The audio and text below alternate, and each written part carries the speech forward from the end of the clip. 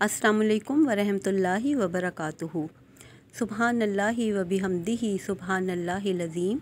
अल्लाहुम्मा सल्लि अला मुहम्मदिन व अला आलि मुहम्मद।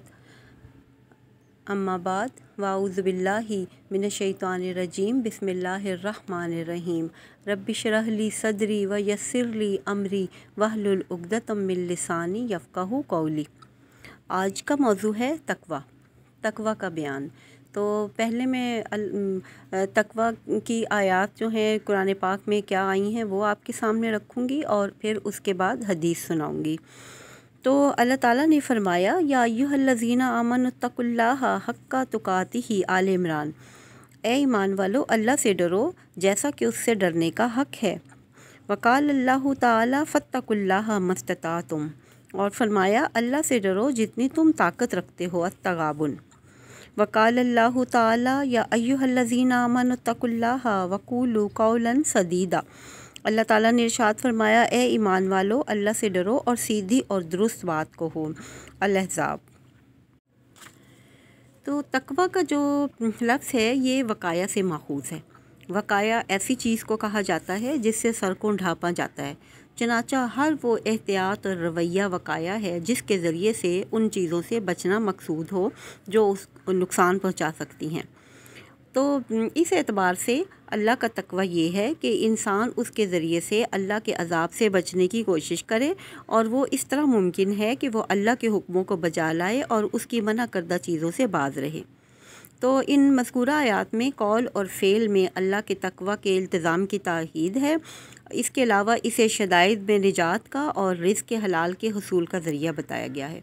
इसके अलावा दिल से तक़वा, दिल और दिमाग में ऐसी नूरानियत पैदा हो जाती है तक़वा से, जिससे हक़ और बातिल का पहचानना और उसके दरमियान तमीज़ करना आसान हो जाता है।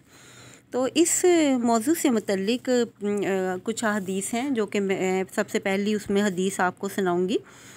तो इसमें हदीस है, हज़रत अबू हुरैरा बयान करते हैं कि रसूलुल्लाह सल्लल्लाहु अलैहि वसल्लम से सवाल किया गया कि लोगों में सबसे ज़्यादा मुअज़्ज़ज़ कौन है।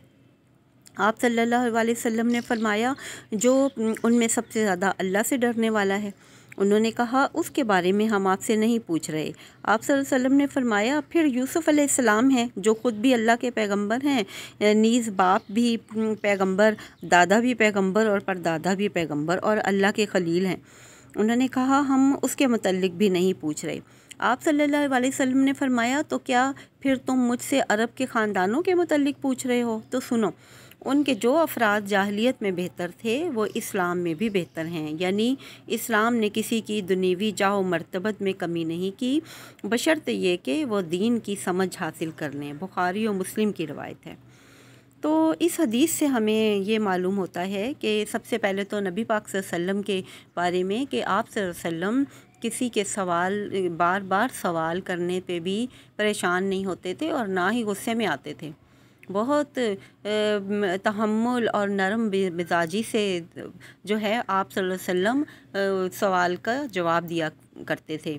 और फिर इससे ये मालूम होता है कि जो ख़ानदान इस्लाम से कबल दुनियावी शर्फ़ व फ़ज़ल और अपनी इम्तियाज़ी ख़ुसूसियात मसलन सखावत, शुजाअत, सदाकत वगैरह में मुमताज़ थे, कबूल इस्लाम के बाद उनके एज़ाज़ व इकराम को नज़रअंदाज नहीं किया गया, बल्कि उसे दीन के इल्म और अमल के साथ मशरूत कर दिया गया और उनकी सलाहियतों और ख़ुददारी वगैरह यानी कि औसाफ़ हमीदा का रुख जो है वो बदल दिया गया।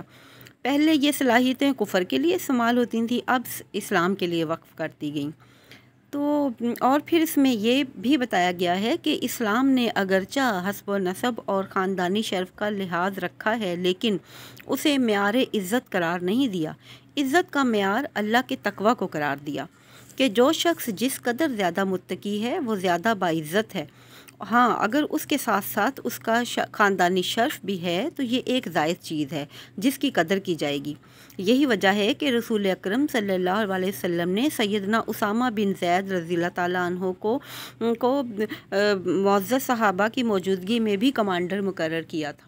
جب آپ نبی پاک صلی اللہ علیہ وسلم بیمار تھے، آخری ایام تھے آپ کے، تو اس وقت آپ نے جو ہے وہ اس سے کچھ دن پہلے آپ نے اسامہ بن زید کو جو ہے وہ نامزد کیا تھا کہ یہ جو ہیں وہ لے کر جائیں گے فوج. تو پھر نبی پاک صلی اللہ علیہ وسلم کا جب وصال ہو گیا تو انہیں پھر حضرت ابوبکر صدیق رضی اللہ تعالیٰ عنہ نے انہی کی کمانڈ میں جو ہے وہ فوج کو بھیجا تھا. تو کہنا اس میں یہ ہے کہ تقویٰ جو ہے وہ دل کی ایسی حالت کا نام ہے، کیونکہ تقویٰ دل میں ہوتا ہے، جو کہ اسی سے انسان کے جب دل میں یہ چیز ہوتی ہے تو پھر وہ اللہ تعالیٰ کی ہر وہ چیز جو کہ اللہ کو ناپسند ہے، جس کا اللہ نے جس چیز سے اللہ نے روکا ہے، اور جس چیز سے اللہ نے جو کام اللہ نے کرنے کو کہے ہیں، جب انسان ان کے اوپر عمل کرتا ہے تو وہی اصل تقویٰ ہے، اور اسی کو باعزت کہا گیا ہے شخص کو جو کہ متقی ہو. تو ایک اللہ تعالیٰ ہم سب کو جو ہے ایک متقی انسان بنائے. اور اس حدیث کو جو ہے ہم پلیز میں آپ سے ریکویسٹ کروں گی کہ جو بھی حدیث میں سناتی ہوں یہ صدقہ جاریہ کے لیے سناتی ہوں، کیونکہ یہ میرا فرض ہے کہ جب مجھے یہ پتہ چل گئی ہے تو میں پھر اسے آگے بھی پہنچاؤں. تو یہ ہے کہ آپ لوگ اسے پورا سنا کریں، تاکہ سنیں اور اس کو تھوڑا سا اس کے پر غور کر لیا کریں.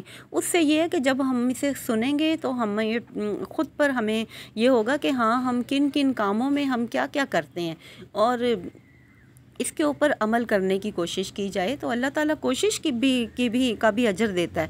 تو اس لیے ہمیں یہ کوشش کرنی چاہیے، اور ایک بحیثیت ایک مسلمان کے ہمیں تقویٰ حاصل کرنا ہے، ہمیں ایک متقی مسلمان بننا ہے، ظاہری مسلمان نہیں بننا. تو بس اس امید کے ساتھ کہ ہم سب جو ہیں وہ اپنے آپ میں تقویٰ پیدا کرنے کی کوشش کریں گے، تو آپ سے اجازت چاہتی ہوں. السلام علیکم ورحمۃ اللہ وبرکاتہ.